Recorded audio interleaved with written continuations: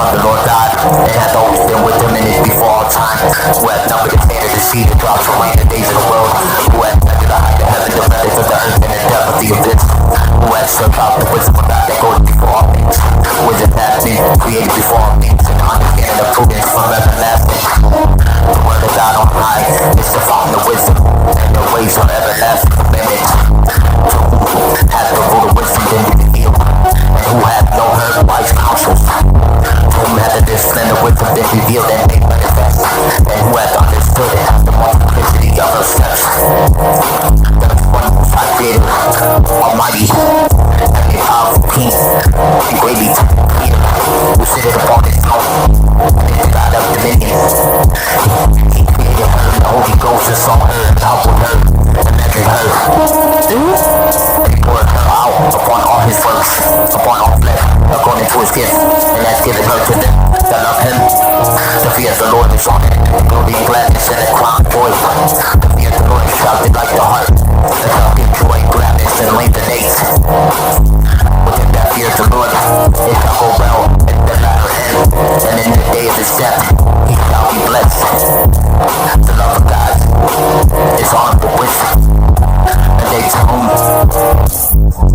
she shall show herself love, her by the sight and by the knowledge of what works. The fear of the Lord is the beginning of wisdom, and was created with the faithful in the womb, and it walketh with chosen woman, and is known with the just and faithful.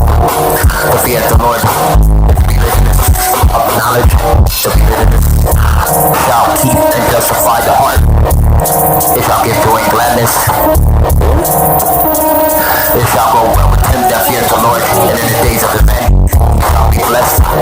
To fear God is the fullness of wisdom, and fullness is from the fruits thereof. She shall fill all her house with her increase, and the storehouses with their treasures. The fear of the Lord is the power of wisdom, filling up peace, and the fullness of salvation.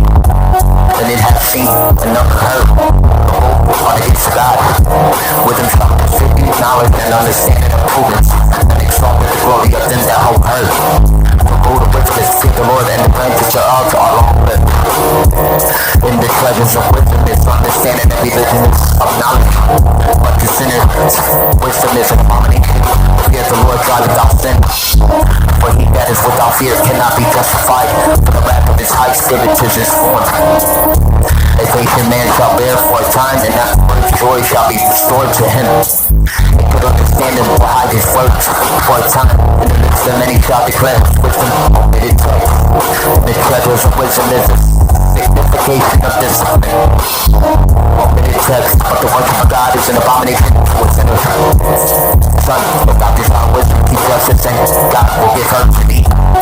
For the fear of the Lord is wisdom and discipline, that which is agreeable to him, and faith and meekness, and he will fill up his treasure. Be not incredulous to the fear of the Lord, that come not to him with a double heart. Be not a hypocrite in the sight of men, and let not thy lips be a stumbling block to thee. Watch over them, lest thou fall, and bring dishonor upon thy soul. And God, the Son of thy secrets, will cast thee down into the midst of the congregation, because thou camest to the Lord wickedly, as thy heart is full of guile and deceit. Excelsis.